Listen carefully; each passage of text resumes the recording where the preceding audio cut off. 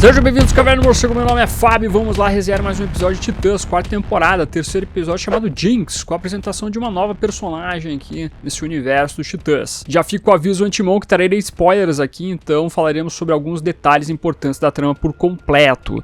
Antes de continuar, não esqueça de curtir e comentar, tudo isso ajuda esse vídeo a subir nesse YouTube de meu Deus, bem como se inscrevam se você é novo ou nova, que é o melhor lugar para você ficar muito bem informado sobre o universo do morcego, sobre a DC também. Então é isso, depois dos acontecimentos do último episódio, com a Ravenna sendo atacada pela Mother Mayhem, perdendo basicamente seus poderes, ao que parece. A trama se divide em três partes, onde nós temos o Dick e a Kory indo atrás de uma personagem que possa ajudar envolvendo esses elementos de magia, o nosso querido Tim Drake e o Connor Kent treinando no Star Labs, porque o Tim Drake precisa começar o seu treinamento como Robin, e o Mutano e a Ravenna ficam na base provisória dos Titãs, mas seguindo ao que parece uma visão então do nosso personagem se transforma em vários animais. Além disso, nós temos um pouco mais de desenvolvimento do Sebastian e também um pouquinho mais de desenvolvimento envolvendo a Estelar. Dos plots citados aqui, o mais fraquinho foi do Mutano e da Ravenna, que ao que parece é muito mais uma construção pro futuro que a gente vai ver, inclusive com a Irmandade de Sangue chegando. Eles até chegam a referenciar a questão de uma lua de sangue chegando e que todo mundo vai morrer. Então uma coisa bem impassível que acontece ali, uma construção que com certeza vai ser feita a maior envolvendo o próprio Mutano, mas temos alguns momentos interessantes quando a gente vê a Ravenna falando um pouquinho sobre o fato dela não estar com seus poderes, ela se sentir vazia, ela sentiu um pouco mais o calor da humanidade. Isso foi interessante, mas é uma coisa bem breve que acontece ali. O plot do Asa Noturna acaba se entrelaçando com o plot do Superboy do Tim Drake. Inclusive a gente começa a ver que pode haver um conflito entre os personagens Asa Noturna e Superboy. Isso já meio que aconteceu na temporada anterior. Houve alguns momentos um pouco mais intensos entre os dois, por mais que eles sejam companheiros de equipe.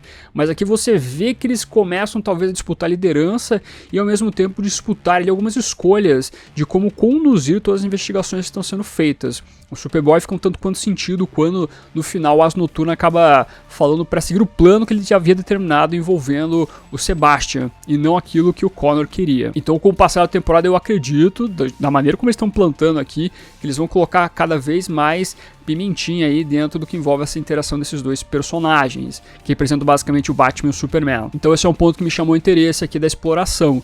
No que envolve os dois separados, cada um no seu canto, o Asa Noturna então procura uma personagem que possa ajudar a investigar o que é toda essa magia que eles acabaram combatendo no episódio anterior através da Mother Mayhem. E aí então que nós chegamos à personagem Jinx, que é uma personagem conhecida do universo DC, que nos quadrinhos faz parte do Quinteto Mortal, que aparecia bastante inclusive lá na animação dos Titãs, a famosa animação aí dos anos 2000. Aqui a personagem mostra que tem um passado com o Dick Grayson, com o Asa Noturna. Não fica bem claro quais são os poderes dela especificamente, só que ela tem uma relação com a magia forte aí, que o Asa Noturna quer usar então para fazer toda a sua investigação. Inclusive todo esse momento do episódio acaba mostrando toda uma jornada que o Asa Noturna e a Jinx têm que fazer para salvar a Estelar, que acabou virando pedra por causa de um feitiço de um elfo negro, uma coisa assim.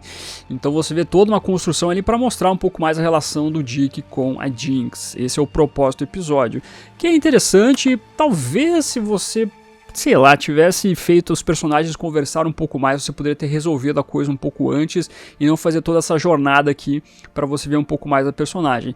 Mas tá tudo bem, de novo, é uma construção que você faz aqui dessa vilã, heroína que seja, para trazer um pouco mais ali de justificativa pelo que vai ser de construção da personagem nessa quarta temporada.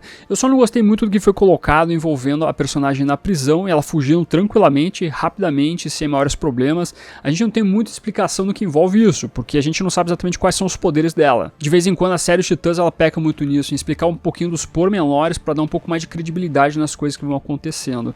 Eu realmente fiquei meio tipo, muito fácil essa fuga dessa personagem aqui, só com a chegada do Dick Grayson.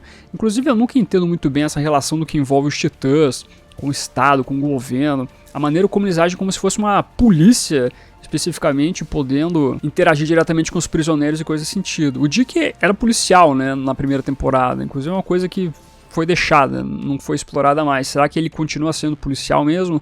Não continua? Será que ele usa dos seus poderes aí como um tira para poder fazer esses interrogatórios e estar perante o Estado, perante o governo? Não sei, enfim, é realmente uma dúvida que eu tenho, uma dúvida honesta. Mas de qualquer maneira, então a construção que envolve que a gente vê um pouquinho da relação da Jinx com o Dick, e eu gostei muito das referências que foram feitas durante o episódio ao universo DC, como o Constantine, aqui nós temos o Constantine, não Constantine, o Duas Caras também é citado, o Duas Caras tem uma relação forte com o Dick, no sentido de antagonista, Então eu gostei também desses detalhes que apareceram. O plot do Tim e do Superboy envolve não só o treinamento do Tim, que está lá usando então seu bastão para treinar junto com o Superboy, mas a investigação do que envolve então o Sebastian e todos os crimes anteriores da Irmandade Sangue.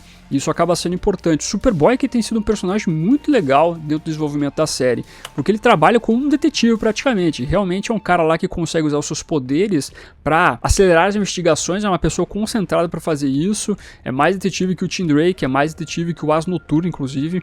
Então acaba sendo um personagem que faz um diferencial muito legal na série. O Tim Drake ainda tá um tanto quanto deslocado, ele tá ainda querendo se achar aqui no que envolve então os Titãs para se tornar um Robin futuramente.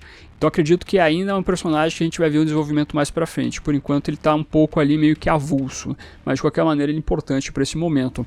Eu gostei muito, muito mesmo da cena final quando o Superboy tem que resgatar o Sebastian, ou sei lá, pegar ele como prisioneiro que seja. A cena nos efeitos especiais ali dele invadindo a prisão, ou a cadeia na verdade, a estação de polícia foi muito bem feita, eu gostei bastante, os efeitos especiais estavam muito bons. Eu cheguei a criticar os efeitos especiais no episódio passado, aqui eu digo pra vocês, ficou muito, mas muito bem feito, eu gostei bastante. Então foi um momento muito bacana no final do que envolve então o arco do Superboy e do Tim Drake neste episódio. Os pequenos desenvolvimentos que nós tivemos da Estelar nesse episódio são brevíssimos, talvez construindo alguma ponte no que envolve seus poderes, maiores explorações durante a temporada.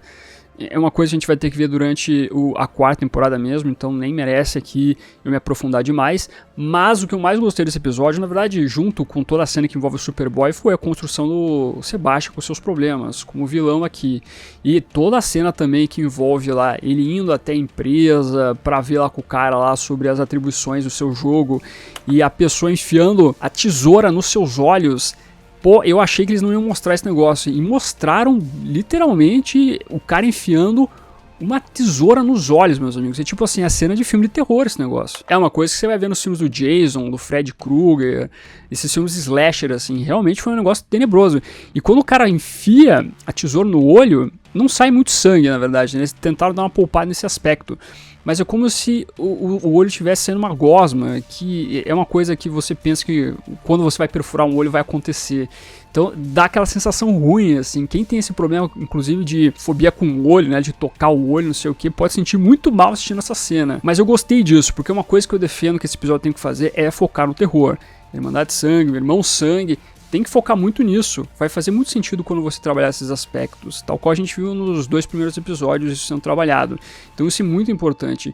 Quando você traz um pouco dessa carga do terror, assim, um pouco mais visceral, acaba fazendo sentido para toda a construção deste vilão, do Sebastian. Então eu gostei dessa cena. A cena realmente dá aflição, ela consegue te fazer sentir mal, porque é o propósito daquele momento. Fica um tanto quanto óbvio que é uma armação da Mother Mayhem ali envolvendo o Sebastian, que ela tem toda uma construção a ser feita ali envolvendo o personagem, para colocar ele, né, tornar ele o Irmão Sangue. Aquele momento que a gente tem então a Mother Mayhem conversando com o Sebastian, pedindo para ele recitar as palavras, né, Asras, Mestres, Ventos, eu acho que eu tô falando tudo errado, mas as 3 palavras importantes ali, você vai criando toda uma tensão naquele momento. Foi uma cena bem feita também, quando a gente vai vendo aos pouquinhos o que vai acontecer, você tem a apreensão de que vai acontecer uma coisa com o Sebastian, mas quando o Superboy chega nessa boa cena aí de efeitos especiais, você vê a quebra disso, não necessariamente expectativa, ou sim, na verdade, a quebra da expectativa do que vai acontecer envolvendo os vilões desta quarta temporada. Então foi uma boa cena bem feita. Eu gostei do cruzamento aqui do que envolve os personagens.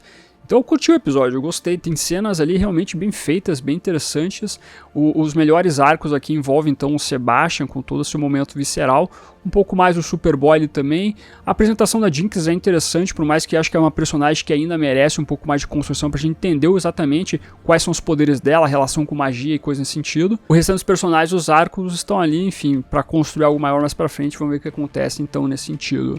Mas ainda assim um episódio que eu curti, cenas memoráveis aqui, cenas bem feitas. Então, bom episódio, eu gostei, dou o meu joinha pra ele aqui, esperando que continue mais ou menos nesse nível aí, né?